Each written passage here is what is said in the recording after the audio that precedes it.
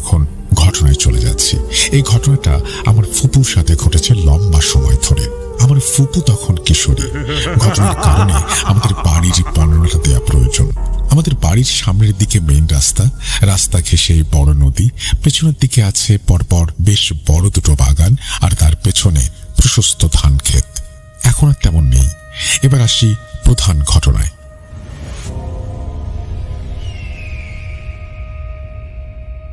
আমার ফুপু সুন্দরী বলতে যা বোঝায় তাই। আমাদের বাড়ির পেছনের বাগানটা বেশ ঘন ছিল। ওখানে প্রায় জিনের আসর করা ছেলে কিংবা মেয়েদের গোসল দেয়া হতো রাতের বেলায়। তাই প্রায় রাতেই আমাদের ঘর থেকে বের হওয়া নিষেধ ছিল, কারণ ব্যাপক যজ্ঞের সাথে কবিরাজ বা ওঝারা ওখানে জিনে ধরা লোকদের গোসল করাতো। আর ওই সময় অনেক অতি প্রাকৃতিক কাণ্ড কারখানা ঘটত। তাই আগে থেকেই ওঝারা আক্রান্ত ব্যক্তি বা আত্মীয় স্বজনদের আশেপাশের বাড়ির লোকদের সতর্ক করে দিতেন যেন ওই স্থানে ভুলেও না যায়। কথিত ছিল বাগানের ভেতর যে পুকুরটা আছে তার চারপাশে এক মস্ত তাল গাছ, ওখানে জিনেরা থাকে। তাছাড়া ওই পুকুরের পানি নাকি কিছুদিন পর পর রং পাল্টায়। বর্তমানে পুকুরটি মরে গেছে। কোনো বিশেষ কারণ ছাড়া ওই বাগানে কেউ দিন দুপুরেও যেত না। একই রকম এক গভীর রাতে এক জিনে আক্রান্ত মেয়েকে গোসল সম্পন্ন করার জন্য নিয়ে আসা হয় এবং আক্রান্ত মেয়ে সহ সকলকে সতর্ক করা হয় যেন আগামী 40 দিনের ভেতর ওই স্থানে কেউ না যায়। কিছুদিন পর চৈত্রের এক দুপুরে আমার ফুপু তার দুই বন্ধুকে নিয়ে খেলতে খেলতে বাগানের ভেতর পুকুরের কাছে চলে যায় এবং কিছু খেলাধুলার সামগ্রী সংগ্রহ করে। তার মধ্যে ছিল ওই গোসল দেয়া ব্যক্তির কাপড়, হাড়ি বা হাড়ির ভাঙা টুকরো, ফুল, বসার টুল, এসব। সারাদিন তারা এসব নিয়ে মাতামাতি করে এবং সন্ধ্যা নাগাদ তাদের তিনজনেরই ভীষণ জ্বর আসে। এখান থেকেই ঘটনার শুরু। তাদের মধ্যে যে ছেলেটি ছিল সে জ্বরের ঘোরে প্রলাপ বকছিল। প্রথম দিকে কেউ খেয়াল না করলেও রাত বাড়ার সাথে সাথে তার আচরণ পাল্টে যায়, পাগলাটে ধরনের হয়ে যায়। এদিকে আমার ফুপু এবং তার অন্য বন্ধুরা প্রচন্ড জ্বরে সেন্সলেস অবস্থায় পড়েছিল। তখন এত ডাক্তার ছিল না, ডাক্তার দেখাতে নৌকায় করে সদর হাসপাতালে নিতে হতো। সকাল নাগাদ সকলের জ্বর কমল। যেহেতু আর কিছু ঘটেনি তাই ব্যাপারটাকে কেউ পাত্তা দিল না। কিন্তু পরের দিনগুলোতে আবার কিছু না হলেও আমার ফুপুর আচরণে কিছু পরিবর্তন লক্ষ্য করা যায়। ঘটনা 1, ব্যাপারটা আমলে নেননি তিনি।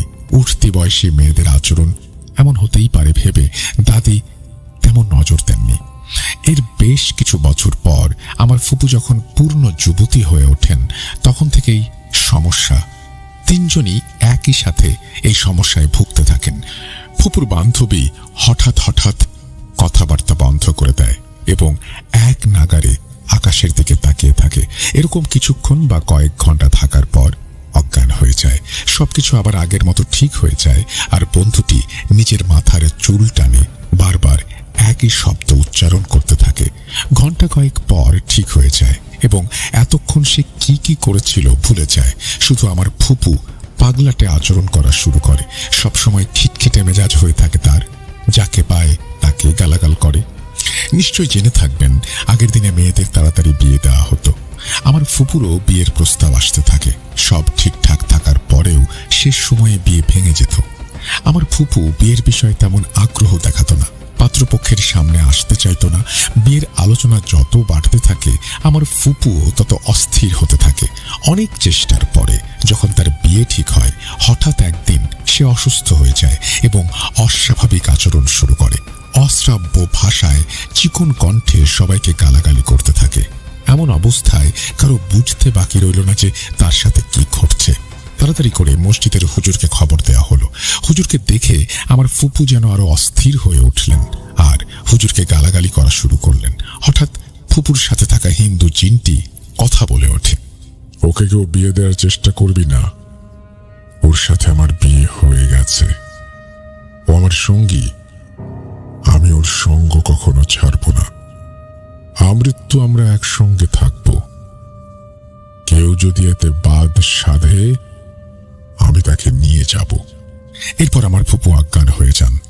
আমার দাদি মরিয়া হয়ে হুজুরকে কিছু করতে বলেন, কারণ এই ঘটনা গ্রামে 5 কান হলে আমার ফুপু যত সুন্দরী হোক না কেন আর বিয়ে হবে না। হুজুর বলেন, জিন অনেক শক্তিশালী, আমি কিছুই করতে পারবো না। হুজুর আরো জানালেন তার সাথে একটি হিন্দু জিন থাকে, সেটা বেশ কয়েক বছর আগেই ভর করেছে। এই ঘটনার পর আমার দাদা দাদি আর দেরি না করে বিভিন্ন ওঝা কবিরাজের কাছে যেতে থাকেন। কিছু কবিরাজ সোজা না করে দেন, কিন্তু দুই একজন রাজি হলেও পরে সামান্য চিকিৎসা দিয়ে বলেন এই জিন তাড়ানো তাদের পক্ষে সম্ভব না, কারণ এই জিনটার মধ্যে সবচেয়ে খারাপ জাত এটিরই খবিশ। এবং এই জিন আমার ফুপুকে বিয়ে করে নিয়েছে। এত বছর ধরে জিন ফুপুর সাথে আছে, সে এখন কিছুতেই যাবে না, আর তাড়ানোর চেষ্টা করলে ফুপুর বড় কোনো ক্ষতি হতে পারে। দিশেহারা দাদা দাদি কবিরাজকে অনেক অনুরোধ করার পর তিনি একজন হুজুরের সন্ধান দেন, যিনি সাময়িক এটার সমাধান করতে পারেন। কাল বিলম্ব না করে আমার দাদা দাদি সেখানে গেলেন।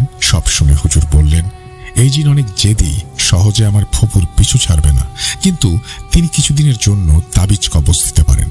একেবারে কোনো উপায় না পেয়ে আমার দাদা দাদি হুজুরের পরামর্শ শুনলেন, কিছু তাবিজ কবজ নিলেন এবং নিয়ম অনুযায়ী একটা নির্দিষ্ট তিথিতে 3 রাস্তার মাথায় সূর্যোদয়ের আগে গোসল করালেন এবং কিছু নিয়ম বলে দিলেন, ফুপু যেন এই নিয়মগুলো মানেন। হুজুরের কথা মতো তাই করা হলো। এর পরদিন থেকেই শুরু হলো ওই বদজিনের তাণ্ডব লীলা। সন্ধ্যা হলেই কেউ বাইরে নামতে পারেন না। অন্য কোথাও ঝড় বৃষ্টি না থাকলেও আমাদের বাড়ির আশেপাশে যেন প্রলয়ঙ্কারী ঝড় শুরু হতো। চারিদিকে গাছের ডালপালা যেন একে অপরের সাথে আছাড় খাচ্ছে। টিনের চালে ঢিল মারার শব্দ, টিনের চালের ওপর ভেঙে চুরে কেউ হেঁটে যাচ্ছে। আশেপাশের প্রতিবেশীরাও এর ভুক্তভোগী হলেন। দিনের পর দিন এসব যন্ত্রণা সহ্য করতে না পেরে আমার দাদি ওই হুজুরের কাছে আবার গেলেন এবং সব ঘটনা খুলে বললেন। হুজুর জানালেন এই জিন উন্মাদ হয়ে গেছে, সে যেভাবেই হোক আমার ফুপুকে নিয়ে যাবে। আগামী 41 দিন আমার ফুপু যেন ঘর থেকে বের না হয়। শুরু হলো ফুপুকে পালাক্রমে পাহারা দেয়া। এই 41 দিন আমার দাদা দাদি এবং আমার মা সর্বাত্মক চেষ্টা করলেন আমার ফুপু যেন ঘর থেকে বের না হয়। 41 দিন পার হলে সবকিছু যেন আচমকা ঠান্ডা হয়ে যায়। আমার ফুপুর বিয়ের কথাবার্তা আবার শুরু হয়। এই যাত্রায় তার বিয়ে ঠিক হয়ে যায়। কোন রকম ঝামেলা ছাড়াই ফুপু বিয়ে করেন। আমার ফুপুর শ্বশুর বাড়ি আমাদের গ্রাম থেকে 2 গ্রাম পরে। বছর খানেক সংসার করার পর আমার ফুপু গর্ভবতী হন। হঠাৎ একদিন তিনি অসুস্থ হয়ে পড়েন। তার হাজবেন্ডকে মারধর শুরু করেন এবং বাজে ভাষায় গালাগালি শুরু করেন। তখন তো আর মোবাইলের যুগ ছিল না যে ফুপা কল করে বাড়িতে কাউকে আসতে বলবেন। তিনি এক লোক মারফত আমার আব্বাকে খবর পাঠালেন। আমার আব্বা যেন অতি সত্বর ফুপুর বাড়িতে যান। 2 দিন পরে আমার আব্বার কাছে খবর পৌঁছায়। আমার আব্বা আর দেরি না করে ফুপার বাড়িতে রওনা দেন এবং গিয়ে দেখেন তার বোন অর্থাৎ আমার ফুপুকে বেঁধে রাখা হয়েছে। উপুর হয়ে পড়ে আছে সে। আমার ফুপু 3 ভাইয়ের 1 বোন। যে কোনো ভাই তাদের আদরের বোনের এই অবস্থা সহ্য করতে পারবেন না। আমার ফুপু বিড়বিড় করছেন। আব্বা মনোযোগ দিয়ে শুনলেন। একজন স্ত্রী, তার স্বামী, তাদের যে সাংসারিক কথাবার্তা সেই কথাগুলোই হচ্ছিল। বাবা সহ্য করতে পারলেন না। আমার ফুপা বিমূঢ় হয়ে বসে আছেন। তিনি জানান এই কয়দিনে আমার ফুপু কিছুই খায়নি আর মুখ দিয়ে কিরকম বিশ্রী শব্দ করছে। গায়ে কোনো কাপড় রাখছে না, ছেড়ে দিতে দৌড়ে কোথাও পালানোর চেষ্টা করছে। এমন অবস্থায় তিনি কি করবেন কিছুই বুঝতে পারছেন না। নিজের স্ত্রীর এমন অবস্থা, তাও আবার প্রেগনেন্ট অবস্থায়, কেউ সহ্য করতে পারবে না। আমার আব্বা আমার ফুপাকে একজন হুজুর ডাকতে বললেন। আমার ফুপা জানালেন তিনি সে চেষ্টা করেছেন, কিন্তু কোনো হুজুরই তার কাছে ঘেঁষতে পারছে না, আর বাকি যারা আছে তারা সাহস করছে না। আব্বার উপায় না দেখে বিয়ের আগে যে হুজুর ফুপুর ট্রিটমেন্ট করেছিলেন সেই হুজুরের সন্ধান নিলেন। অনেক চেষ্টার পরে হুজুরের সন্ধান মিলল এবং অবশেষে আব্বা হুজুরকে জিজ্ঞেস করলেন পরিস্থিতি পূর্বের মতো কেন হলো। হুজুর বললেন, তোমাদের আগেই বলেছি এটা অনেক শক্তিশালী একটা জিন, এর সাথে পেরে ওঠা এত সহজ হবে না। নিয়মগুলো ঠিক মতো পালন করতে বলেছিলাম। এবার আর হুজুর এ ব্যাপারে জড়াতে চাচ্ছিলেন না। আব্বা অনেকটা হুজুরের পায়ে পড়ে কাকুতি মিনতি করে হুজুরকে সাথে করে নিয়ে আসলেন। আশেপাশের মহিলারা আবার ফুপুর গায়ে কাপড় জড়িয়ে দিল। কোন রকমে হুজুরের সামনে হাজির করা হলো। হুজুরকে দেখেই সে তেলে বেগুনে জ্বলে উঠল। হুজুর জিজ্ঞাসা করলেন, তুই আবার কেন এসেছিস? জিনটি বলল, আমি তো কখনো যাইনি, আমি তো শুধু অপেক্ষায় ছিলাম একটা সুযোগ। হ্যাঁ, সুযোগ পেয়েছি তাই আবার এসেছি। আমি তো আগেই বলেছি আমি ওকে কখনো ছাড়বো না। হুজুর ফুপাকে জিজ্ঞেস করলেন, আমার আমার ফুপুর তাবিজ কোথায়। এই সময় ফুপা জানালেন তিনি এই তাবিজের ব্যাপারে কিছু জানেন না, তবে তার হাতে বা বাহুতে কিছু তাবিজ ছিল যা কিছুদিন থেকে গায়েব। হুজুর বললেন এতেই সমস্যা, কোনোভাবে তাবিজগুলো ওই শয়তান জিন সরিয়েছে। এই জিন কিভাবে যাবে আমার জানা নেই, তবে আমি আগের মতোই তাবিজ দিতে পারি, এতে কিছু হলে হতেও পারে। হুজুর তাবিজ এবং কিছু তেল পড়া, সরিষা পড়া এসব দিলেন। এরপর হুজুরের দেয়া তাবিজগুলো সবাই মিলে ধরে বেঁধে ফুপুর বাহুতে পরিয়ে দিলেন। এরপর ফুপু ধীরে ধীরে কিছুটা সুস্থ হলেও সমস্যাটা সুপ্ত অবস্থায় থেকেই গেল। প্রায়ই অস্বাভাবিক আচরণ করতেন। আমার আব্বা ফুপুকে আমাদের বাসায় নিয়ে আসলেন। সেখানে তার একটা মেয়ে বেবি হলো, কিন্তু মেয়েটা আমার ফুপা বা ফুপুর মতো, অর্থাৎ বাবা মার মতো হয়নি। আল্লাহ মাফ করুন, বেবিটা ছিল কুচকুচে কালো। সন্তান যেমনই হোক না কেন বাবা মা তাকে ভালোবাসেন। সবার কটূক্তি উপেক্ষা করে আমার ফুপু তাকে লালন পালন শুরু করলেন। কিন্তু যখনই আমার ফুপা বাবুকে কোলে নিতে চাইতেন, ধরতে চাইতেন, ফুপু কিছুতেই ফুপাকে বাবুর কাছে ঘেঁষতে দিতেন না। এমনকি ফুপুকে ফুপা বাড়ি নিতে চাইলেও তিনি যেতে অস্বীকৃতি জানান। সবাই বোঝালেও কোনো লাভ হলো না, তিনি শ্বশুর বাড়ি যাবেন না। আমার ফুপা তার নিজের বাড়িতে চলে গেলেন। বেশ কয়েকবার নিতে আসলেও ফুপু যায়নি। আমাদের বাড়িতেই স্থায়ীভাবে তিনি থাকা শুরু করলেন। এতে সবাই বিরক্ত হলেও জোর করে কিছু বলল না। বছর 2 বাদে অবশেষে ফুপা একেবারে আমাদের বাড়িতে আসা যাওয়া, খোঁজ খবর নেওয়া ছেড়ে দিলেন। মেয়ের অসুখ বিসুখে তাকে খবর পাঠালেও কোনো আগ্রহ দেখাতেন না। এর কয়েক বছর পর আমার ফুপু আবার তাবিজ হারিয়ে অসুস্থ হয়ে পড়লেন। সেই আগের অবস্থা। যখনই জিনটি ফুপুর উপরে ভর করত, আমাদের পরিবারের সদস্যরা সরে যেতেন। মহিলারা দরজায় শক্ত করে খিল এঁটে দিতেন, কারণ ওই জিন ফুপুর শরীরে ভর করলেই তিনি বাইরে যেতে চাইতেন। 5-7 জন মিলেও তাকে ধরে রাখতে পারতেন না। দরজা ভেঙে বের হয়ে যাবেন এমন অবস্থা। আমি নিজের চোখে দেখেছি তিনি কি পরিমাণ শক্তিশালী হয়ে যেতেন, কেউ আটকাতে পারত না। দরজার বাইরে এবং ভেতরে লক করা থাকত। আমার দাদি আদরের মেয়ের এই অবস্থা দেখে কান্না করতেন। বেশিরভাগ সময় আমার মা এগুলো সামাল দিতেন, কারণ আমার ফুপুকে এই অবস্থায় কেউ ধরতে গেলে প্রচুর মারতেন তিনি। তাই আমার চাচিরা কেউ ভয়ে কাছে যেতেন না। আমাদের পাশের বাড়ির এক চাচি ছিলেন, ফুপুর ওপর জিন ভর করলেই তাকে খবর দেয়া হতো। তিনি এসে দোয়া পড়তেন এবং ফু দেয়া পানি ফুপুর ওপরে ছিটিয়ে দিতেন। তখনই আমার ফুপু ওই চাচির অতীত জীবনের সব ঘটনা বলতে শুরু করতেন। এমন অবস্থায় ফের ফুপু যখন অসুস্থ হতেন, চাচিকে ডাকলেও তিনি আসতেন না, অথবা আসলেও আড়ালে থাকতেন। কিন্তু তাও ফুপুর শরীরের জিনটা যেত না। তার ওই চাচির নামে নানান কথা বলতো। চাচি দোয়া কালাম পড়ে পানি পড়া দিলে সুস্থ হতেন, কিন্তু বাড়ি যাওয়ার পথে বিভিন্ন কায়দায় ওই শয়তান জিন তাকে ভয় দেখাতো। বেশিরভাগ সময় সন্ধ্যার দিকে জিনেরা আসর করত, কখনো মাঝরাতে। অনেকদিন এমনও হয়েছে সারা রাত সবাই বসে বসে তাকে পাহারা দিচ্ছে। ফজরের আজান পড়লে জিন ফুপুর শরীর ছাড়ে। এরকম একদিন আমার ফুপু সন্ধ্যাবেলা খাওয়ার পানি আনতে আমাদের বাড়ি থেকে প্রায় 10 মিনিটের রাস্তা গেলে বাড়ির কাছাকাছি এসে তিনি কলসি ফেলে দৌড়ে ঘরে ঢোকেন। দৌড়ের তেজ এত ছিল ফুপুর জুতা ছিঁড়ে গেল। আমার দাদি জিজ্ঞেস করলেন, কি হয়েছে মা? আমার ফুপু বললেন, মা আমি ওকে দেখেছি, ও আসছে। আমার দাদি বললেন, কে আসছে? ফুপু বললেন, ওই শয়তানটা আসছে, আমাকে বাঁচাও। এর 3-4 মিনিট পরই আমার ফুপুর শরীরে ওই জিনটা ভর করত। কেউ বুঝে ওঠার আগেই ফুপু ঝড়ের বেগে ঘর থেকে বের হয়ে যেতেন। কেউ ধরে রাখতে পারতেন না।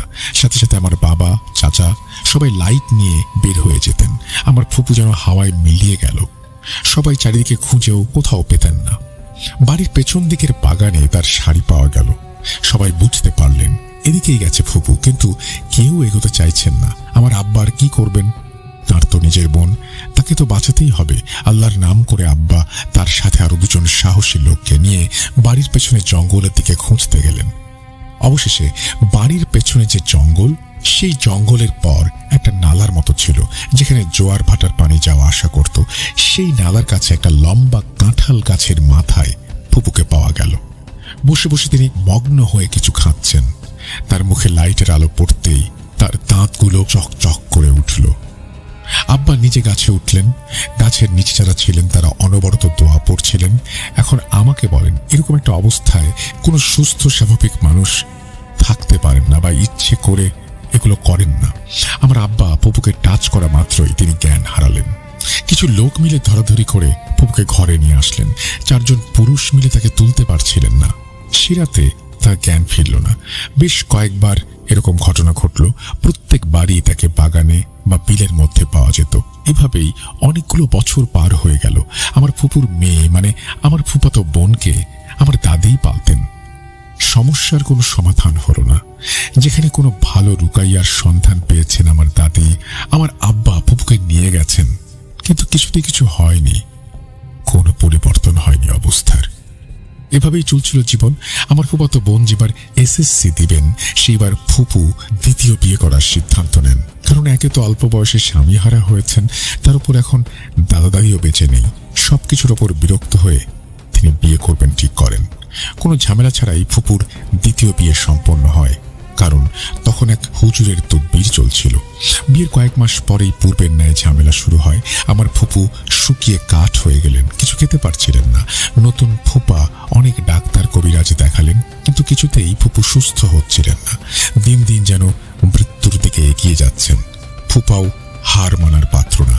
এত কিছু করেও যখন ফুপু সুস্থ হচ্ছিলেন না, ফুপার তখন সন্দেহ হয়।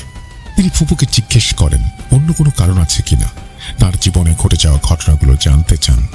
ফুপা বললেন যা হবার হয়ে গেছে, কিন্তু এভাবে আর না। কিছুতেই তিনি তার স্ত্রীকে হারাতে রাজি নন।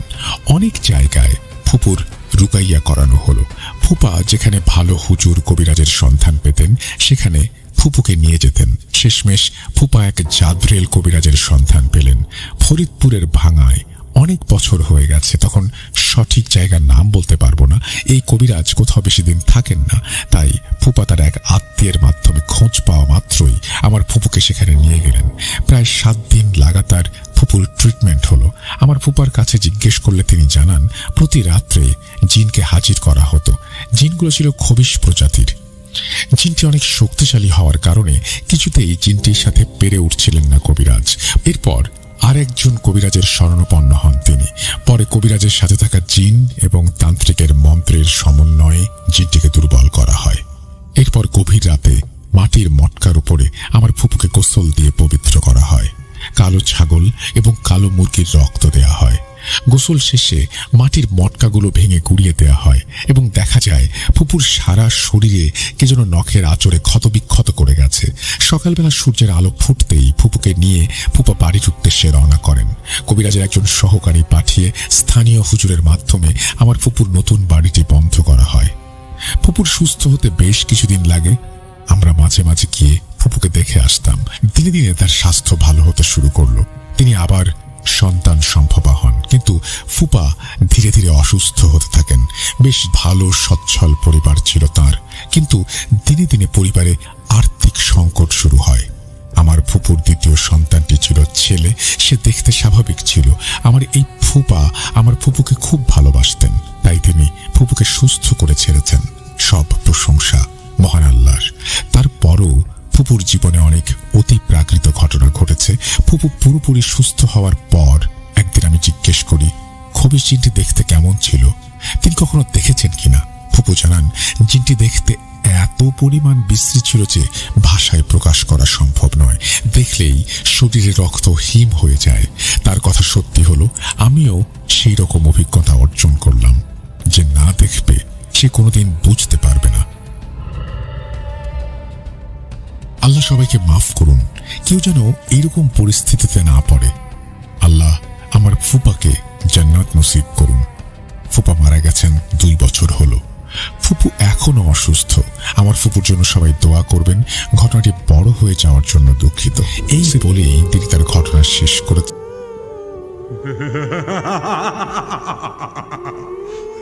আজকের এই ঘটনাটি অদ্ভুতভাবে আমাদের কাছে এসেছে।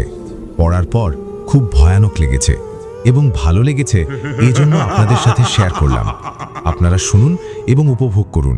চলুন চলে যাই ঘটনায়। অস্থিশোধ। অন্ধকারের অতল থেকে উঠে আসা এক হিম শীতল দীর্ঘশ্বাস, যা আপনার মেরুদণ্ড বেয়ে নেমে যাবে আতঙ্কের তীব্র স্রোত হয়ে। কবরস্থানের নিস্তব্ধতা ফুঁড়ে যখন কোনো অতৃপ্ত আত্মা আপনার ঘরের কোণে এসে দাঁড়ায়, তখন পালানোর সব পথ রুদ্ধ হয়ে যায়। আজ এমন এক হাড়ের কারবারির গল্প বলবো, যার সামান্য লোভ তাকে টেনে নিয়ে গেছে এক অমোঘ এবং অভিশপ্ত পরিণতির দিকে। নিশুত রাত, আকাশটা আজ কেমন জানি তামাটে রং ধারণ করেছে, যেন কোনো অশুভ সংকেত দিচ্ছে প্রকৃতি। রহমত আলী তার পুরনো কোদাল আর প্লাস্টিকের বস্তাটা নিয়ে শ্মশান সংলগ্ন জঙ্গলের ঝোপঝাড় ঠেলে এগোচ্ছে। তার পেশাটা সাধারণ মানুষের কাছে ঘৃণিত হতে পারে, কিন্তু হাড়ের কারবারে টাকা আছে। মেডিকেল কলেজের ছাত্র থেকে শুরু করে তান্ত্রিক, সবার কাছেই রহমতের হাড়ের ব্যাপক চাহিদা। তবে আজকের রাতটা অন্যরকম। বাতাস বইছে না, অথচ ঝোপঝাড়গুলো অদ্ভুতভাবে নড়ছে। রহমতের অভিজ্ঞ চোখ আজ এক অদ্ভুত স্তূপ খুঁজে পেয়েছে। শ্মশানের এক কোণে, যেখানে সাধারণত কেউ যায় না, সেখানে মাটির কিছুটা অংশ ধসে পড়েছে। কাছে যেতেই টর্চের আলোয় ঝকঝক করে উঠল সাদাটে কিছু একটা আস্ত কঙ্কাল। রহমতের বুকটা ধক করে উঠল। এত পরিষ্কার আর আস্ত কঙ্কাল সে আগে কখনো দেখেনি। মনে হচ্ছে কেউ যেন যত্ন করে সাজিয়ে রেখেছে। রহমত বিড়বিড় করে বলল, আজ কপাল খুলে গেছে রে রহমত, এটা বিক্রি করতে পারলে সামনের 3 মাস আর কিছু করা লাগবে না। সে দ্রুত হাতে মাটি সরাতে শুরু করল। হাড়গুলো তোলার সময় তার হাতের আঙুলগুলো কেমন জানি অবশ হয়ে আসছিল। এক অদ্ভুত শীতলতা হাড়গুলোর ভেতর থেকে বেরিয়ে তার শরীরে মিশে যাচ্ছিল। রহমত সেটাকে রাতের হিম ভেবে উপেক্ষা করল। বস্তায় হাড়গুলো ভরে সে যখন বাড়ির দিকে রওনা দিল, তখন থেকেই শুরু হলো প্রথম অস্বস্তি। বস্তাটা অস্বাভাবিক ভারী মনে হচ্ছে, যেন ভেতরে শুধু হাড় নয়, জীবন্ত কেউ বসে আছে। রহমত বিরক্তি নিয়ে বলল, বুড়ো বয়সে কি গায়ে জোর কমে গেল নাকি? সামান্য কয়েকটা হাড় বইতে দম ফেটে যাচ্ছে। সে লক্ষ্য করল না তার পিছু পিছু মাটির ওপর দিয়ে অদৃশ্য কিছু একটা ঘষ্টানোর শব্দ হচ্ছে, খচখচ খচখচ। সে যতবার থামছে, শব্দটাও থেমে যাচ্ছে। বাড়ি ফিরে রহমত হাড়গুলো তার ঘরের মেঝের ওপর ঢালল। কেরোসিনের বাতির মৃদু আলোয় হাড়গুলো কেমন জানি লালচে দেখাচ্ছে। সে একটা খুলি হাতে নিয়ে ঘুরিয়ে ফিরিয়ে দেখছিল। হঠাৎ তার মনে হলো খুলির ভেতরের অন্ধকার গর্তগুলো থেকে কেউ তাকে দেখছে, একটা তীক্ষ্ণ দৃষ্টি। রহমত দ্রুত খুলিটা নামিয়ে রাখল। ঠিক তখনই ঘরের জানালাটা দড়াম করে খুলে গেল, যদিও বাইরে একটিও বাতাস নেই। ঘরের কোণ থেকে একটা খসখসে কণ্ঠস্বর ভেসে এলো, আমারটা ফিরিয়ে দে। রহমত চমকে উঠে দাঁড়িয়ে পড়ল। কে কে ওখানে? তার গলার স্বর কাঁপছে। সে ঘর অন্ধকার করে টর্চ জ্বালালো, কিন্তু কেউ নেই। সে ভাবল হয়তো মনের ভুল। হাড়ের কাজ করতে গেলে মাঝে মাঝে এমন হয়। কিন্তু পরক্ষণেই তার নাকে একটা উৎকট পচা গন্ধ ধাক্কা দিল। এটা সাধারণ লাশের গন্ধ নয়, এটা অনেক পুরনো পচনের সাথে ভেজা মাটির এক অদ্ভুত মিশেল। গন্ধে রহমতের দম বন্ধ হয়ে আসার উপক্রম হলো। সে বিছানায় শুতে গেল, কিন্তু ঘুম আসছিল না। ঘরের ভেতর টপ টপ করে জল পড়ার শব্দ হচ্ছে। ছাদের দিকে তাকিয়ে সে শিউরে উঠল। ছাদ চুইয়ে জল পড়ছে না, পড়ছে লালচে রঙের থকথকে কিছু একটা, ঠিক হাড়গুলোর ওপর। রহমত উঠে বসে দেখল হাড়গুলো মেঝেতে আগের জায়গায় নেই। সেগুলো ছড়িয়ে ছিটিয়ে ঘরের চারদিকে ছড়িয়ে আছে। সবচেয়ে ভয়াবহ ব্যাপার হলো খুলিটা এখন রহমতের খাটের ঠিক পায়ের কাছে রাখা, যেন কেউ সেটাকে ওখানে বসিয়ে দিয়েছে। রহমত চিৎকার করে উঠতে চাইল, কিন্তু তার গলা দিয়ে কোনো শব্দ বের হলো না। সে অনুভব করল ঘরের তাপমাত্রা হিমাঙ্কের নিচে নেমে গেছে। তার নিঃশ্বাস নেওয়ার সময় মুখ দিয়ে ধোঁয়া বের হচ্ছে। সে দেখল অন্ধকারের ভেতর থেকে একটা অবয়ব ধীরে ধীরে স্পষ্ট হচ্ছে। এটা কোনো ছায়া নয়, বরং জমাটবদ্ধ অন্ধকার। অবয়বটার কোনো চামড়া নেই, শুধু মাংসপেশি আর শিরাগুলো দপদপ করছে। তার চোখ নেই, শুধু দুটো জ্বলন্ত কয়লার মতো গর্ত। অবয়বটা রহমতের দিকে এক পা করে এগোতে লাগল। রহমত বিছানার কোণে সিটিয়ে গেল। তার মনে পড়ল সে যেখানে হাড়গুলো পেয়েছিল সেখানে একটা ভাঙা কবচ পড়েছিল। সে লোভে পড়ে সেটাকে সরিয়ে হাড়গুলো নিয়ে এসেছে। এটা সম্ভবত কোনো সাধারণ মানুষের দেহ নয়, একে কোনো তান্ত্রিক বিদ্যা দিয়ে আটকে রাখা হয়েছিল, আর রহমত সেই বাঁধন ছিঁড়ে ফেলেছে। আমি হাড়গুলো দিয়ে আসব, আমাকে ছেড়ে দাও, রহমত কোনো মতে তোতলামি করে বলল। অন্ধকার অবয়বটা এবার রহমতের একদম কাছে চলে এসেছে। তার শরীরের পচা গন্ধ রহমতের মস্তিষ্ক অবশ করে দিচ্ছে। অবয়বটা তার একটা হাড়ের মতো আঙুল রহমতের বুকের উপর রাখল। রহমত অনুভব করল সেই ছোঁয়ায় তার বুকের চামড়া পুড়ে যাচ্ছে। হাড়ের ভেতর থেকে এক প্রচণ্ড যন্ত্রণা সারা শরীরে ছড়িয়ে পড়ল। হঠাৎ একটা অমানুষিক চিৎকার ঘরের ভেতর প্রতিধ্বনিত হলো। রহমত দেখল মেঝেতে পড়ে থাকা হাড়গুলো নড়াচড়া শুরু করেছে। সেগুলো এক একে জুড়তে শুরু করেছে ওই অবয়বটার সাথে। কিন্তু হাড়গুলো যেভাবে জুড়ছে তা স্বাভাবিক নয়। একটা হাত পায়ের জায়গায়, মাথাটা উল্টো হয়ে পেটের কাছে এক বিকট আকৃতি ধারণ করছে সত্তাটি। রহমত বুঝতে পারল এই আত্মাটি শান্ত নয়। সে তার দেহের হাড়গুলো ভুলভাবে জোড়া লাগানোর যন্ত্রণায় ছটফট করছে, আর সেই যন্ত্রণার ভাগ দিতে এসেছে রহমতকে। রহমত টালমাটাল অবস্থায় দরজা খোলার চেষ্টা করল, কিন্তু দরজাটা বাইরে থেকে কেউ যেন শক্ত করে ধরে রেখেছে। পিছন থেকে সেই খসখসে কণ্ঠস্বর আবার গর্জে উঠল, তুই আমার শেষ সম্বলটুকুও কেড়ে নিয়েছিস রহমত, এবার তোর হাড় দিয়ে আমার দেহ পূর্ণ হবে। রহমত পেছনে তাকাতেই দেখল সেই কঙ্কালসার হাতটি তার গলার দিকে ধেয়ে আসছে, তার নখগুলো ছুরির মতো ধারালো। রহমতের মনে হলো এটাই তার জীবনের শেষ রাত। কিন্তু ঠিক তখনই ঘরের কোণে রাখা কেরোসিনের বাতিটা উল্টে গেল। আগুনের শিখা দ্রুত ছড়িয়ে পড়তে লাগলো মেঝেতে পড়ে থাকা হাড়গুলোর ওপর। সেই তপ্ত আগুনের হলকায় সত্তাটি এক বিকট আর্তনাদ করে পেছাতে শুরু করলো, কিন্তু রহমতের মুক্তি মেলেনি। আগুনের শিখা যখন তাকে ঘিরে ধরল, সে দেখল সত্তাটি আগুনের মাঝেই অটল দাঁড়িয়ে আছে, আর তার দিকে তাকিয়ে পৈশাচিক হাসিতে ফেটে পড়ছে। রহমত কি পারবে এই অগ্নিবলয় আর অভিশপ্ত আত্মার হাত থেকে বাঁচতে, নাকি তার হাড়গুলোই হবে ওই অতৃপ্ত আত্মার পরবর্তী আস্তানা? আগুনের লেলিহান শিখা যখন ঘরের বাঁশের খুঁটি আর শুকনো চালে কামড় বসালো, রহমতের মনে হলো সে নরকের দোরগোড়ায় দাঁড়িয়ে আছে। কিন্তু আগুনের সেই প্রচণ্ড উত্তাপের চেয়েও তাকে বেশি পোড়াচ্ছিল তার সামনে দাঁড়িয়ে থাকা সেই বিভীষিকাময় সত্তাটির শীতল দৃষ্টি। আগুনের লাল আভায় সত্তাটির পেশিহীন মুখ আর প্রকট হয়ে ওঠা দাঁতগুলো এক পৈশাচিক তৃপ্তিতে চকচক করে উঠল। রহমত অস্ফুট স্বরে আর্তনাদ করে ঝাপটে ধরল মেঝের ওপর পড়ে থাকা সেই হাড়ের বস্তাটা। অদ্ভুত ব্যাপার, দাউ দাউ করে জ্বলে ওঠা আগুনের মাঝেও বস্তাটা বরফের মতো ঠান্ডা, যেন এই হাড়গুলো সমস্ত তাপ শুষে নিচ্ছে। রহমত মরিয়া হয়ে লাথি মেরে জানলার কপাট ভেঙে বাইরে লাফিয়ে পড়ল। বাইরের কনকনে ঠান্ডা বাতাস তার দগ্ধ শরীরে চাবুকের মতো আছড়ে পড়ল, কিন্তু তার নিস্তার নেই। সে পেছনে তাকিয়ে দেখল জ্বলন্ত ঘরটার ভেতর সেই বিকট অবয়বটা নড়াচড়া করছে না, শুধু তার জ্বলন্ত চোখের মণি দুটো রহমতের প্রতিটি পদক্ষেপ অনুসরণ করছে। রহমত বস্তাটা কাঁধে নিয়ে পাগলের মতো দৌড়াতে শুরু করলো শ্মশানের দিকে। তার মনে একটাই চিন্তা, যেখান থেকে এগুলো এনেছে সেখানেই ফিরিয়ে দিতে হবে, নইলে এই অভিশাপ তার পিছু ছাড়বে না। দৌড়াতে দৌড়াতে রহমত অনুভব করল বস্তার ভেতরের হাড়গুলো নড়ছে। সেগুলো শুধু নড়ছে না, বরং তার পিঠের চামড়ার উপর দিয়ে এক অদ্ভুত ছন্দ তৈরি করছে। প্রতীকী হাড় যেন তার মেরুদণ্ডের সাথে মিলে যাওয়ার চেষ্টা করছে। রহমতের মনে হলো তার ঘাড়ের কাছে কেউ ঘন ঘন নিঃশ্বাস ফেলছে। একটা পচা ভ্যাপসা গন্ধ তার ফুসফুসকে ভারী করে তুলল। সে বমি চেপে বনের সরু পথ দিয়ে এগোতে লাগল। ঝোপঝাড়ের কাঁটা তার হাত পা চিরে দিচ্ছে, কিন্তু সেই যন্ত্রণার চেয়ে মনের ভেতরকার আতঙ্ক অনেক বেশি তীব্র। হঠাৎ বনের নিস্তব্ধতা চিরে একটা খিলখিল হাসি ভেসে এলো। রহমত থমকে দাঁড়ালো। টর্চের আলোটা ক্ষীণ হয়ে এসেছে, ব্যাটারি শেষ হয়ে আসছে হয়তো। মিটিমিটি আলো এসে দেখল পথের ওপর একটা ছায়া লম্বা হয়ে এগিয়ে আসছে, কিন্তু আশেপাশে কোনো গাছ নেই যার ছায়া এমন হতে পারে। ছায়াটা ধীরে ধীরে মাটির ওপর থেকে উঠে দাঁড়ালো। রহমত থরথর করে কাঁপতে কাঁপতে বলল, আমাকে মাফ করে দে, আমি তোর হাড় দিয়ে আসছি, আর কখনো শ্মশানে যাব না, কসম খোদার।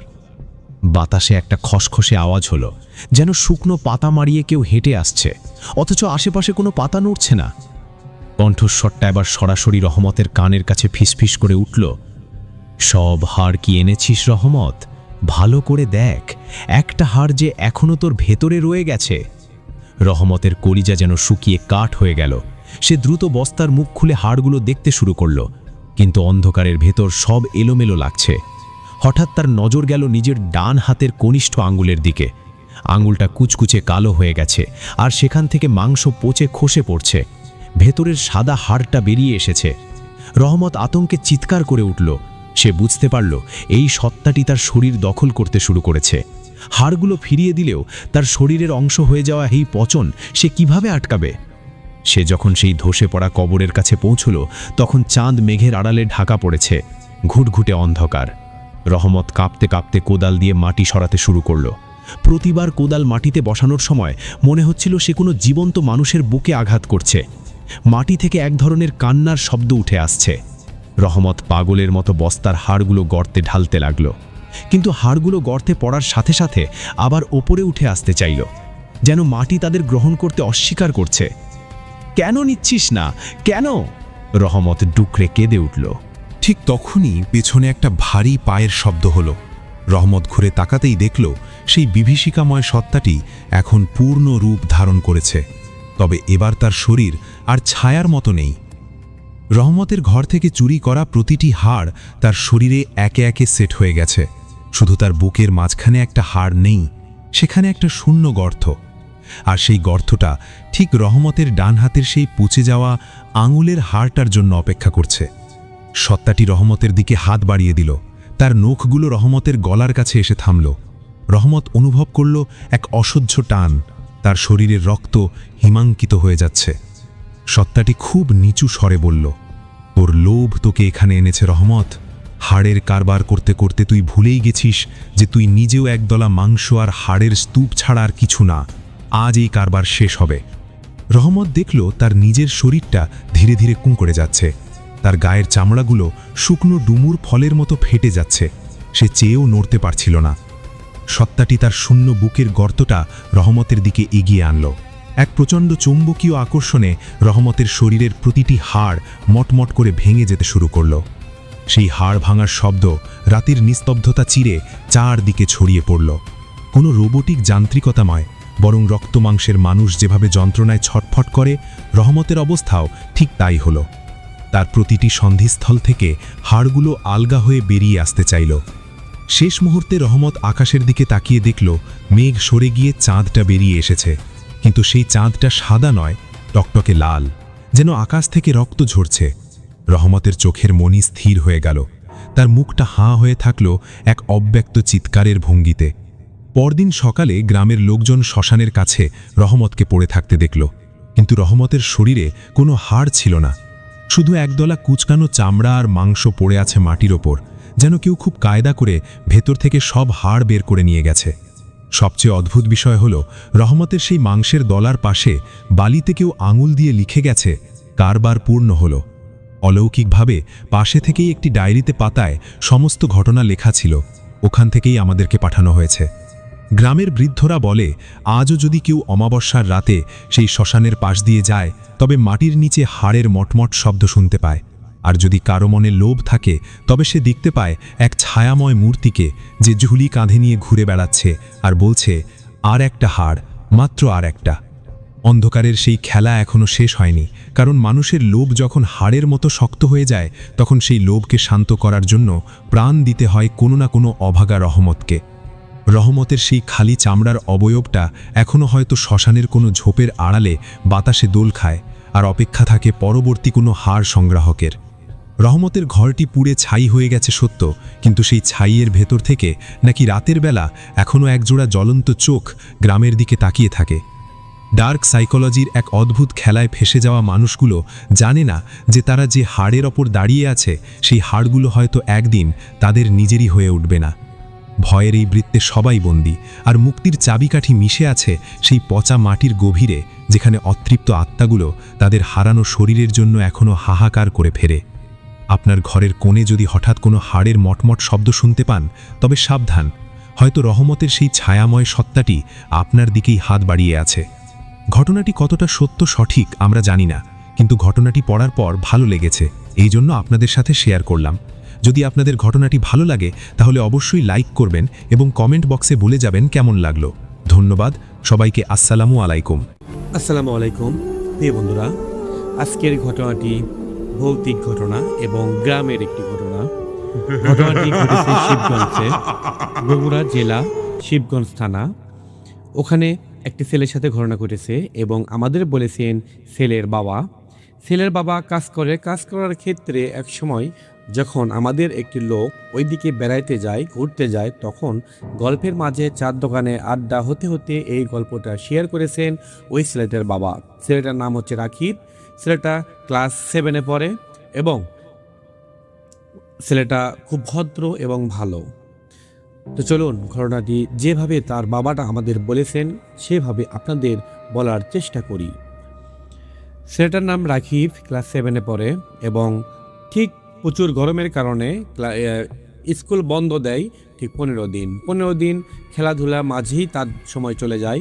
এরকম করতে করতে এক সময় প্রচুর বৃষ্টি হয় এবং বৃষ্টির কারণে তার মা একটি গরু মাঠে বেঁধে রাখছিল। তখন তার ছেলেকে বলে ঠিক বিকেলে, বাবা গরুটা নিয়ে আয়, কেননা গরুটা মাঠে বেঁধে রাখছি, বৃষ্টি আছে, সবাই যাচ্ছে, তাদের সাথে তুইও গরুটা নিয়ে আসে যা।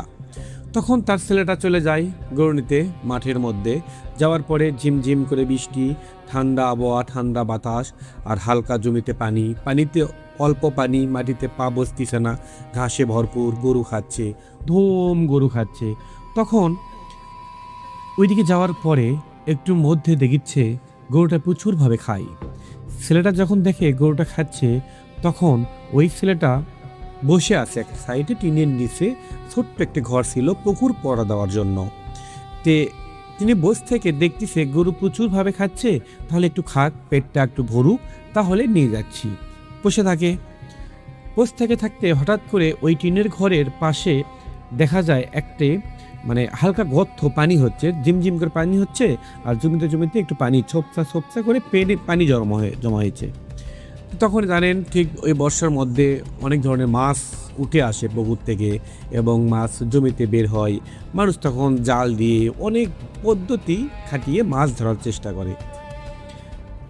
তখন ওই ছেলেটা বসে থাকতে দেখে, তখন টিনের ওই সাইডে বসে আছে, তখন দেখে নিচে একটা শব্দ হচ্ছে, কেমন যেন একটা শব্দ হয়। তখন বলে, কে রে, কিসের শব্দ হয়? তখন নিচের দিকে চেয়ে দেখে অনেক বড় একটা শোল মাছ অনেক বড়। বলতেছে তাহলে মাছটা ধরতে হবে, যেহেতু বৃষ্টি হচ্ছে, ঝিমঝিম বৃষ্টির কারণে, ওই পানির কারণে মাছগুলো পুকুর থেকে উঠে আসছে, মাছটা ধরি। মাছটা অনেক বড়, ধরতে পারে না, ধরতে গেছে ঝাড়ি মেরে চলে যায়। এরকম করতে ধরতে পারে না, এক সময় ওই মাছটা হারিয়ে যায়, বুঝতে পারে না, কোথায় জানি মিলিয়ে যায়। পানি কিন্তু অল্প, কোথায় যাবে এত বড় মাছ? বাচ্চারা বুঝতে পারে না কি হয়েছে না হয়েছে, কোনো কিছু গ্রাহ্য দেয় না, উঠে চলে আসে আর আফসোস করে মাছটা পাইলাম না। তখন যখন মাছটা পাইল না, ভীষণ মন খারাপ, বসে আছে। থাকতে এক সময় বিরক্ত লেগে গেছে, বলতেছে না আর হবে না, চলে যাব। তখন ওই গরুটা নিয়ে আসার জন্য প্রস্তুতি নিছে। ঠিক আস্তে আস্তে মাঠ থেকে আসতেছে, আর জাঙ্গাল বোঝেন, আল, জমির আলের একটু উঁচা বড়, ওটাকে জাঙ্গাল বলে গ্রামের ভাষায়। তার বাবা যেরকম করে বলেছে আমি আপনাদেরকে ওই রকমভাবে বলতেছি ওদের ভাষায়। জাঙ্গাল দিয়ে গরুটা নিয়ে যাচ্ছে, গরুটা সামনে আর ছেলেটা পেছনে যাচ্ছে। গরুটা বাসা চেনে সোজা হেঁটে যাচ্ছে, এই দিক দমকা বাতাস, ঝড় করে বৃষ্টি, জমিতে পানি একটু বেশি জমেছে।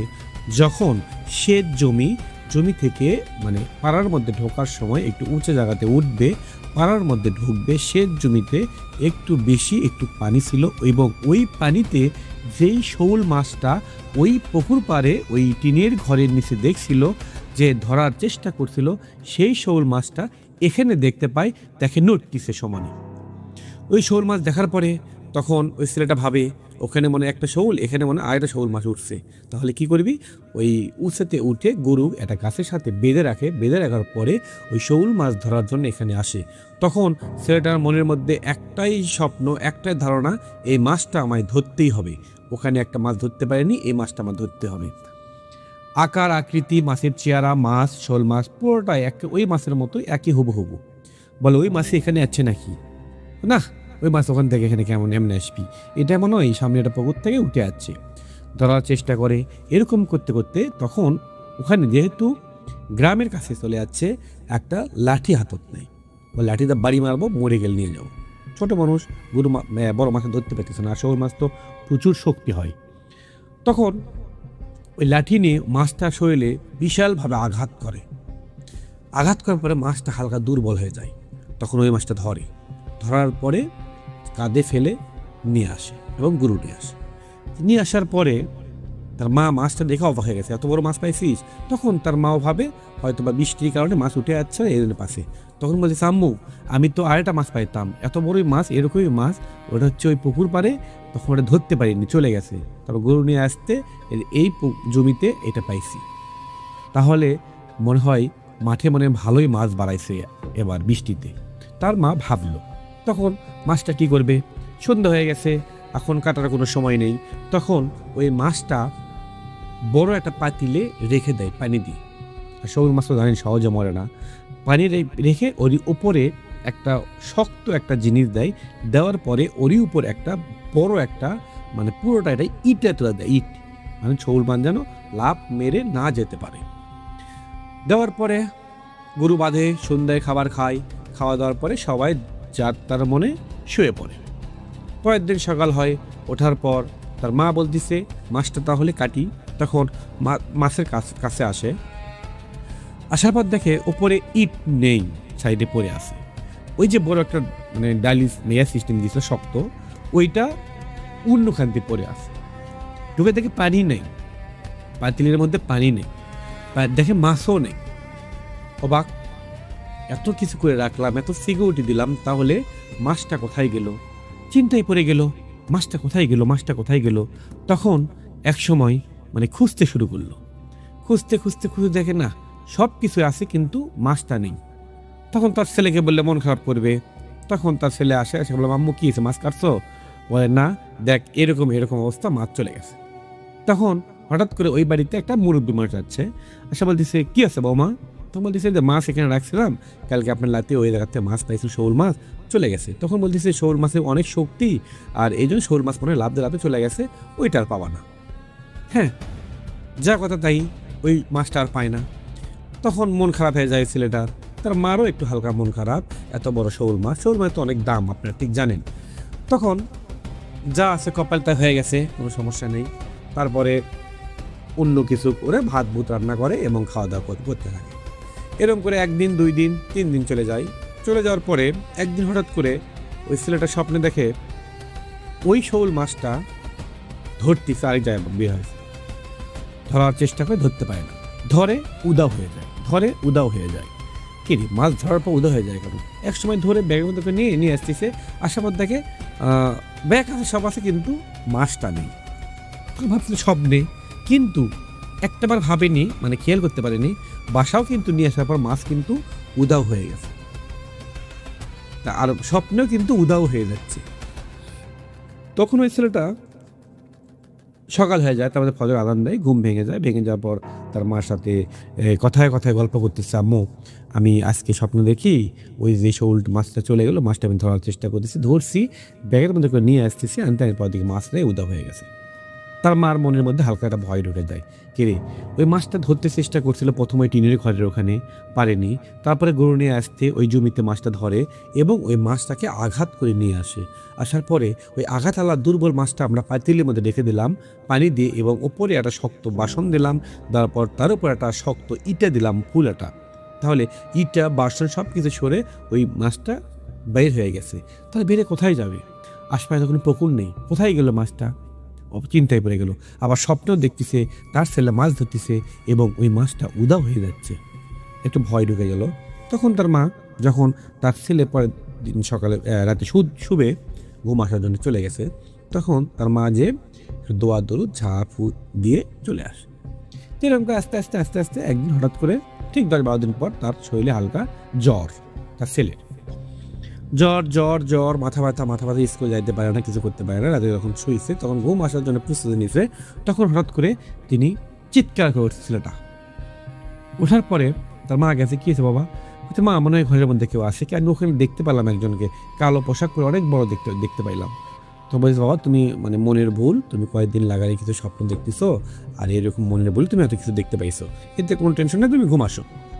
হ্যাঁ, তার ছেলে ঘুম আসার জন্য প্রস্তুতি নেই, ঘুম আসবে, চোখ বন্ধ করে। আর ঠিক জানেন, চোখ বন্ধ করে ঘুম আসতে মানে একটু দেরি হলে তখন কিন্তু চোখ হঠাৎ করে আমরা খুলি, তখন ঘুম কাঁধে শুয়ে আসে, থাকতে থাকতে চোখটা হঠাৎ করে খুলেছে। খোলার পর দেখে তার সামনে খাটের ওপরে ওর মতোই হয়ে শুয়ে আছে বিশাল বড় একটা অবয়ব, এবং চোখ দুটো রক্তের মতো লাল, আর দাঁত বার করে হাসতেছে, দাঁত অনেক বড় বড়। তখন আপনি যদি চোখ বন্ধ করে শুয়েতে ঘুম পাড়ার চেষ্টা করেন, তখন একটা চিন্তা করতেছেন, করতে করতে হঠাৎ করে যদি চোখ আপনি খোলেন, খোলার সাথে সাথে যদি দেখেন এরকম ভয়ানক জিনিস আপনার সামনে কাছেই শুয়ে আছে, তাহলে আপনি কেমন লাগবে? ভয় লাগবে না? আর একটা ছোট বাচ্চা খোলার সাথে দেখেই চিৎকার করে উঠে অজ্ঞান হয়ে পড়ে গেছে। তার মা আছে, মা তার মার রুমে নিয়ে গেছে, যাওয়ার পর মাথায় পানি দিয়েছে। সারা রাত ওই বাচ্চাকে নিয়ে বসেছিল। সকালে ওঠার পরে জ্ঞান ফেরার পরে বাচ্চাকে বলে কী হয়েছিল, তখন তার বাচ্চা বলে এরকম করে আমি শুয়ে আসলাম, চোখ মেলার পরে এরকম করে দেখি, দেখার পরে আমি চিৎকার করে অজ্ঞান হয়ে পড়ে গেছি। তারপরে কী হয়েছে না হয়েছে আমার কিছু মনে নেই। তার মা তো মানে হালকা হালকা মানে শিওর হয়ে গেছে কী হচ্ছে, এটা তার ছেলের সাথে অলৌকিক কোনো ঘটনা ঘটতেছে। এ কথা বলার পরে ঠিক ডুব গোসল দিছে, দেওয়ার পরে ভাত খাইছে, খাওয়ার পর বিকেলে বসে আছে। বসে থাকতে থাকতে হঠাৎ করে বাড়ি থেকে ধন্দা লেগে বের হয়ে চলে যাচ্ছে মাঠের দিকে। তখন যখন দেখতে পায় কেটে সন্ধ্যা হয়ে গেছে, তিনি মাঠের দিকে কোন দিকে যাবে, তার মাকে বলে, তার মা জোরে যে ওকে ধরে নিয়ে আসে। আসার পর বলে তুই কোথায় যাইতি এত রাত্রে? তখন হঠাৎ করে ঝাঁকি দিয়ে ওটা বলতেছে, মা বলো কী হয়েছে, তুই কোথায় যাওয়ার জন্য গেছিলি? বলে কোথায়, আমি তো এখানেই আছি, আমি তো কোথাও যাইনি। তুই না এখনই তুই চলে গেছিলি মাঠের দিকে, মাঠে ওই সাইড থেকে ধরে নিয়ে আসলাম। বলছে না আমি তো মাঠে যাইনি, আমি এখানে বসেছিলাম, আমি তো এখন এখানে বসে আছি কেমনি আমি সেটাও জানি না। ওই যে বিকেলে বসেছিল ওখান থেকে কী হয়েছে না হয়েছে কিছুই জানে না। তখন তার মা ভয় খেয়ে গেল এবং ভয় খাওয়ার পরে তার বাবাকে সব কিছু খুলে বলল। তোর বাবা বলতেছে না তোমার ভুল ধারণা। কথা বলার পরে এক সময় বাড়িতে অনেক বয়স বিকেল করে গল্প করে বয়স্ক মানুষ, মুরব্বী মানুষ তার বাবার সাথে দেখা করতে যাচ্ছে, তার মার সাথে বসতে গল্প করতেছে এবং কিছু মেয়েরা এসে গল্প আড্ডা দিচ্ছে। দিদি দিতে হঠাৎ করে ক্লাস 7-এ পড়া মানে যেহেতু পড়ে ছোটো বাচ্চা, ওই ছেলেটা যখন সামনে আসার পরে একটা ছেলেকে মারতে শুরু করে। ও ধরা যায় না, আটকানো যায় না, কয়েকদিন ধরেও আটকানো, এত শক্তি কি রেখে কেন মারতেছে। অল্প একটু পর তার মাকে মারতে যায়, তার বাবাকে মারতে, সবাইকে মারতে যায়।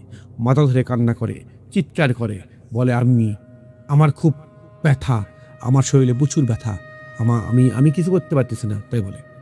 এরকম বলতে বলতে তখন যখন সবাই ধরা পড়ে এত প্রচুর শক্তি চলে যাচ্ছে ওই ছেলেটার গায়ে, তাকে আটকানো যাচ্ছে না।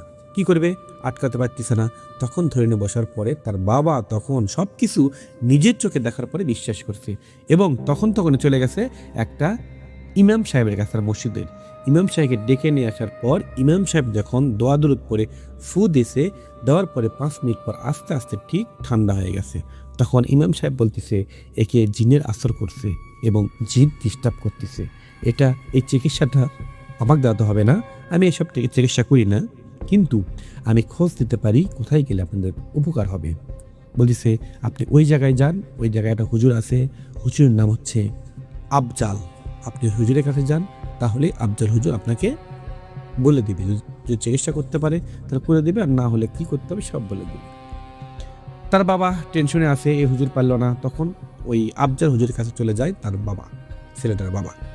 যাওয়ার পর বিস্তারিত সব কিছু খুলে বলার পরে বলতেছে আমি 2 দিন পর আপনার বাসায় যাব, যে ওখানে চিকিৎসা করব, আপনার আসতে হবে না, ইনশাল্লাহ আমি যাব। ঠিক 2 দিন যেরকম কথা সেরকম কাজ। 2 দিন পর চলে আসে ওই হুজুরটা।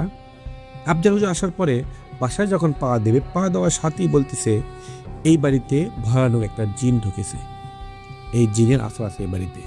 তখন হুজুরকে দেখার সাথে সাথে তার ছেলে চোখ মানে চোখ বড় বড় করে সাপের মতো খুলতে শুরু করছে আর বলতেছে ওই কেন আছে, কে নিয়ে যাচ্ছে, এক যাই নিয়ে যাচ্ছে, তাকেও ছাড়বো না, একও ছাড়বো না, কে নিয়ে যাচ্ছে চিৎকার করতে শুরু করছে। তখন সবাই মিলে ধরছে। ধরার পরে যখন মানুষ জানে আফজাল হুজুর আসতেছে এই ছেলেকে চিকিৎসা করার জন্য, তখন মহল্লার কিছু কিছু মানুষ আছে, ছেলে পেলে আছে, সবাই মিলে চলে যাচ্ছে দেখার জন্য কেমন করে কি হয়। তখন ওখানে এরা গোল করে 2টা বৃত্ত থাকে, দেখার পরে একটা বৃত্ততে ওই ছেলেটা রাখে এবং আরেকটা বৃত্ত ফাঁকা রাখে। ফাঁকা রাখার পরে দোয়া দরুদ পরে ফু দেয়, দেওয়ার পরে এক সময় ওই ছেলেটা পুরোটা শরীর ঝাঁকি মেরে উঠে, কণ্ঠস্বর চেঞ্জ হয়ে গেছে। তুই আমাকে কেন ডাকছিস, এখানে আমার কি কাজ, তুই এখান থেকে চলে যা, ভালো হবে না, কিন্তু তুই যদি মনে করিস এই ছেলেকে বাঁচানোর জন্য আসছিস তাহলে এটা তোর ভুল ধারণা হবে, হুজুরকে বলে। তখন আফজাল হুজুর বলে তুই কি, কোথায় থেকে আসছিস, এই বাচ্চাকে কেন কষ্ট দিচ্ছিস? তখন বলতেছে আমি কে সেটা তো বলবো না।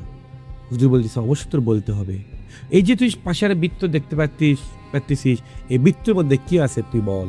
বলতেছে লোহার খাঁচা। তাহলে দাঁড়া, এই লোহার খাঁচায় তোর ঢুকে দিই, তখন জিনটা বলে আমি তো ঢুকবো না, কেমন করে ঢুকাবি? তখন বলতেছে তুই ঢুকবে না, তোর বাপ পর্যন্ত ঢুকবে। তখন ঠিক 1 মিনিট কোরআন তেলাওয়াত করে দোয়া দরুদ করে যখন ফু দেয় ওই বাচ্চাটা শরীরে, তখন অল্প একটু পরে বলে আমি তো বন্দি হয়ে গেলাম। কোথায় বন্দি হলি? বলতেছে আমি তো ওই লোহার একটা খাঁচায় বন্দি হয়ে গেলাম। বলছে লোহার খাঁচা কোথায় আছে বলতো? জিনকে বলে। তখন ওই জিনটা বলে ওই লোহার খাঁচা আছে ওই বৃত্তর ভিতরে। তো বলতেছে তাহলে তুই এখন যাইতে পারবি? বলতেছে না। তাহলে তুই সব স্বীকার কর, কি হয়েছে না হয়েছে সব কিছু বল। তখন ওই জিন বলার জন্য রাজি হয়। তখন ওই জিনটা বলে আমি একদিন বৃষ্টির মধ্যে বাইরে বের হয়ে বেড়াচ্ছি, তখন হঠাৎ করে আমাকে ধরার জন্য এবং এই বাচ্চাটা আমার পিছনে পিছনে দৌড় দেয়। আমি এক পর্যায়ে ওখান থেকে অন্যভাবে চলে গেছি। যাওয়ার পরে আমি মনের মধ্যে কোনো শয়তানি ছিল না। তখন অল্প একটু পর যখন আমি এই পাশে আছি, এই পাশে আসার পরে যখন আমি বের হয়ে ওখানে খেলা করতেছি, তখন ওই ছেলেটা যাওয়ার পরে লাঠিলে আমার পিঠে আঘাত করে এবং ওখান থেকে আমাকে ধরে নিয়ে যায়। যাওয়ার পরে বন্দি করে রেখে দিয়েছিল। ওখান থেকে আমি বের হয়ে চলে যাচ্ছি। আসার পরে থেকে আমি চিন্তা ভাবনা করছি আমি প্রতিশোধ নেবো। ঠিক 3-4 দিন আমি কিছু করিনি, কেননা আমার শরীরে প্রচুর ব্যথা ছিল। এখন আমার শরীর ভালো হওয়ার কারণে আমি এর কাছে যাচ্ছি। আমি একেও শাস্তি দেবো এবং ওর হাত অথবা পা ভেঙে দেবো আর আমার জীবনটা শেষ করে দেবো। আর তোরা যেভাবে পিছনে লাগছিস মনে হচ্ছে ওই বাচ্চাটার জীবন শেষই করতে হবে, এইসব কিছু বলতিছে ওই জিনটা। তখন হুজুর বলে ওই ছেলেটা কি জানতো এটা তুই? তো বলতেছে জানতো না, আমি তো ইশারা ইঙ্গিতে বুঝাইছি, স্বপ্নে বুঝাইছি, কত কিছু করা বুঝাইছি, ক্ষমাও চাইনি আমার থেকে। তখন বলতেছে তোর কাছে ক্ষমা চাওয়ার দরকার নেই, তুই এখন কী চাচ্ছিস সেটা বল, তুই কি যাবি কি যাবি না? তো বলছে না আমি যাবো না। তখন হুজুর ঠিক দোয়া দোয়া করতে শুরু করে। তখন ফু দেয়, তখন চিৎকার করে ওঠে এবং বলে আমার পুরো শরীর আগুন দিয়ে পুড়ে যাচ্ছে, আগুন দিয়ে পুড়ে যাচ্ছে। তখন হুজুর বলে এখনও সময় আছে, তুই সব কিছু স্বীকার কর এবং এখান থেকে চলে যা। আমি তোকে মারবো না, কিছু করবো না, না হলে তোকে আমি আগুন দিয়ে জ্বালিয়ে পুড়িয়ে শেষ করে দেবো। তখন এরকম তর্ক করতে করতে এক পর্যায়ে জিনটা বলে ঠিক আছে আমি এখান থেকে চলে যাবো, আমি আর কখনো আসবো না, কিন্তু আমার একটা শর্ত আছে। তখন হুজুর বলে কি সত্য? তখন জিনটা বলে যেহেতু এই বাচ্চারা আমায় আঘাত করছে, পিঠে লাঠি দিয়ে আমার প্রচুর আঘাত লেগেছে এবং যন্ত্রণা হচ্ছে, এই জন্য আমাকে কিছু খাবার দিতে হবে। তখন হুজুর বলে কি খাবার?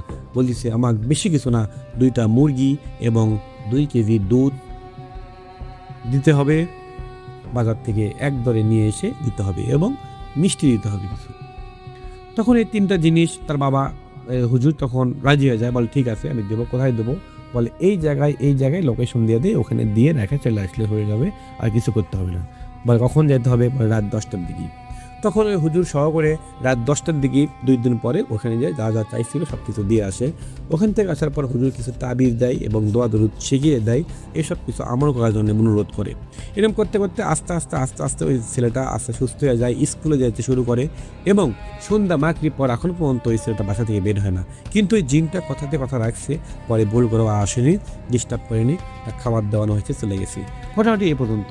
যদি ভালো লাগে তাহলে অবশ্যই লাইক কমেন্ট করবেন, কেননা জিন পরিভূত সব কিছু তো আছে। জিন, ইনসান, মানুষ, আল্লাহ পাক পবিত্র কোরআনে বলছেন জিন এবং ইনসান এটা আল্লাহর সৃষ্টি এবং তার মধ্যে ইনসান হচ্ছে মানুষের সর্বশ্রেষ্ঠ জীব।